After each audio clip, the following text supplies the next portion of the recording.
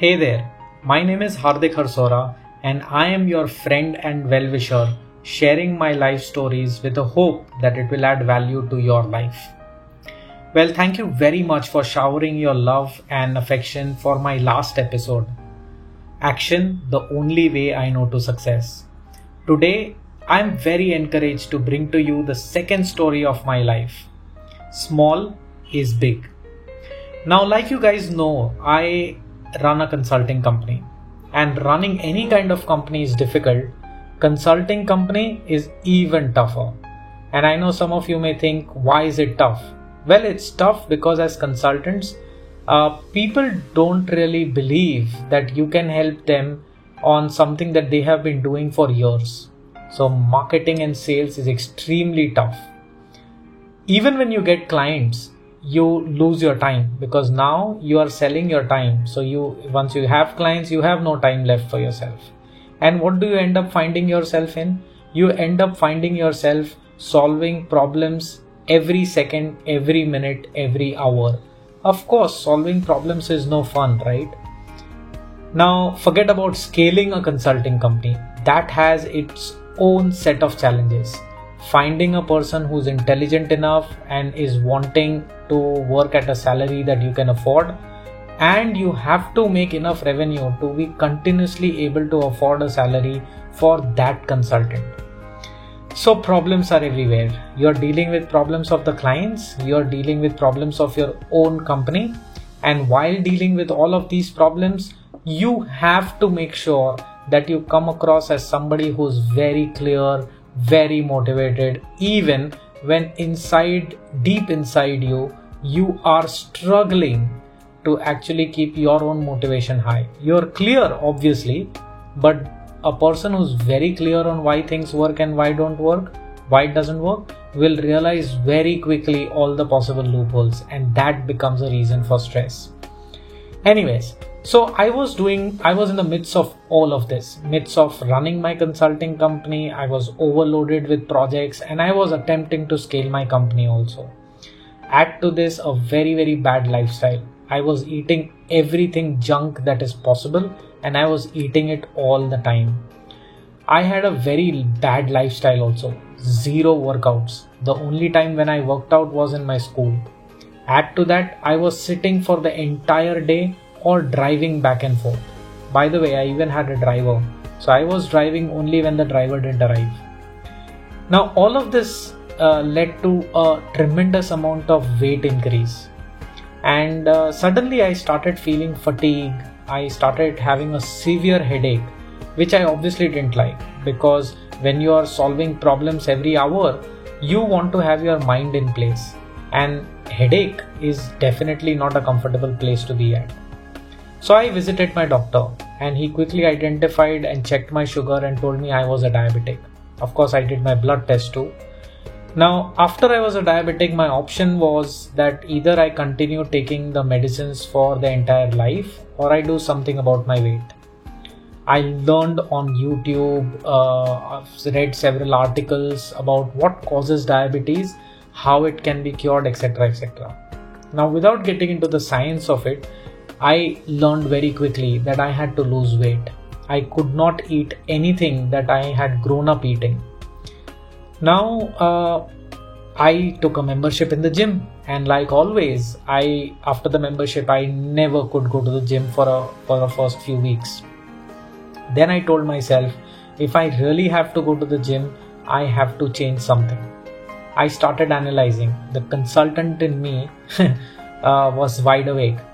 So I started figuring out what really the problem was. And the problem was that I found it extremely difficult to get up early in the morning and go to the gym. It looked like a mammoth task. And go to the gym and do what? Sweat it out. That looked like an even bigger task. So I decided that, I have to break a big task into small tasks, because only then will I be able to fool my mind. Otherwise, my mind was too strong to give myself reasons for not doing it. I even learned on YouTube and several articles why that happens. Well, that happens because we are born to survive. We are not born to grow. We are born to survive. And the survival mind always attempts to keep us away from things which are uncomfortable.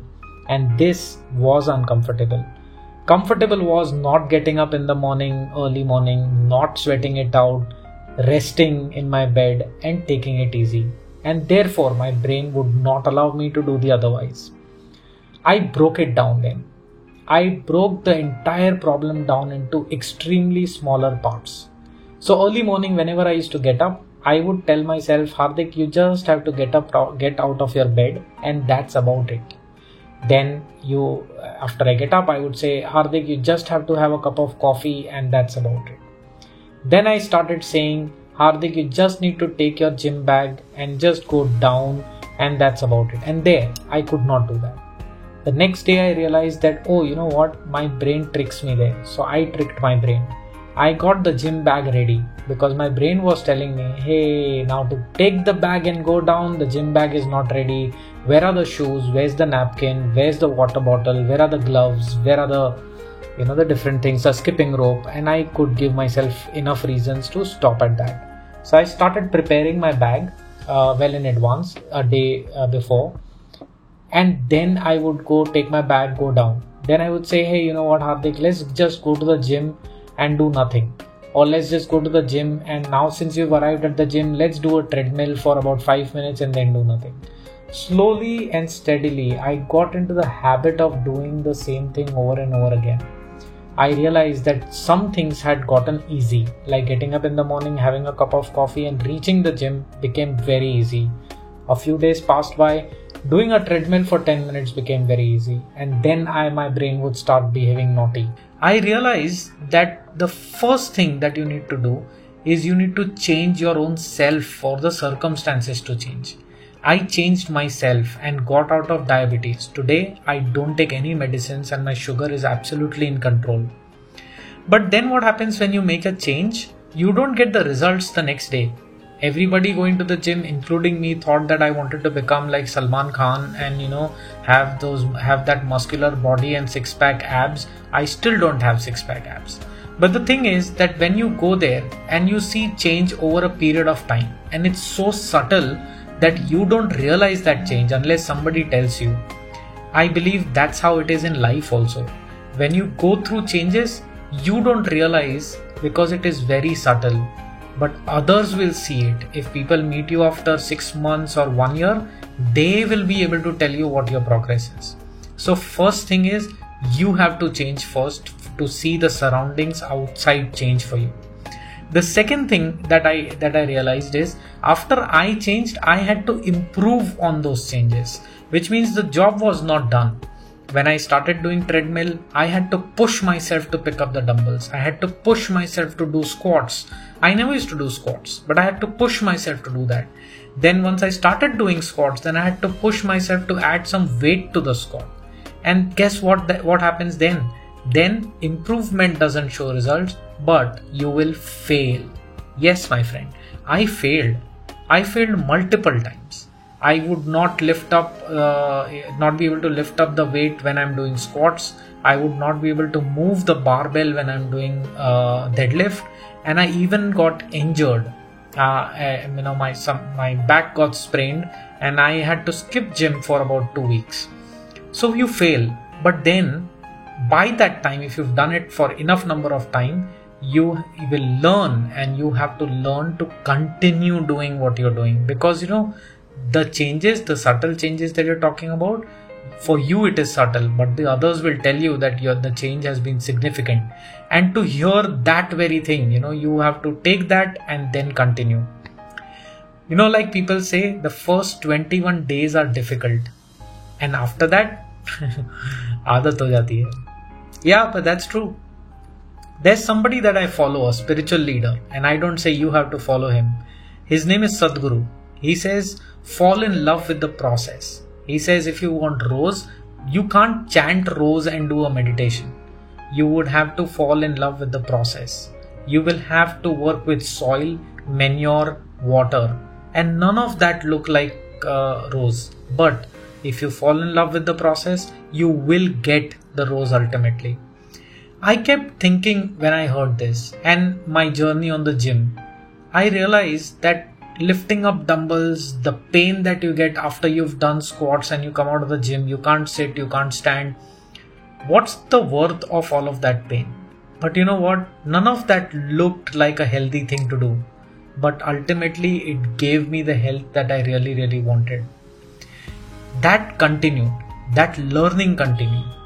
And my YouTube channel today, that has about 5,000 odd subscribers, I never thought I would reach that point. But you know what? I took the learning from what I had experienced during my diabetes, my fitness journey, and I continued to do one video every week. And that's how I got to that 5,000. Do I fail today? Of course I do fail today. But every time I fail for a few days, I remind myself that first I have to change to see the change outside. Today I am going to encourage you to set a small goal, a small change that you want to bring to your life. That small change done consistently may not help you achieve the big goal of your life, but will definitely teach you one thing. Small thing is a big thing. And once you get into that habit, that is the recipe that will help you achieve big things. I hope this story is interesting to you. I hope this story, if not anything, motivates you or gives you an idea of how to go about achieving anything and everything in life. It's simple. Start small. Thank you.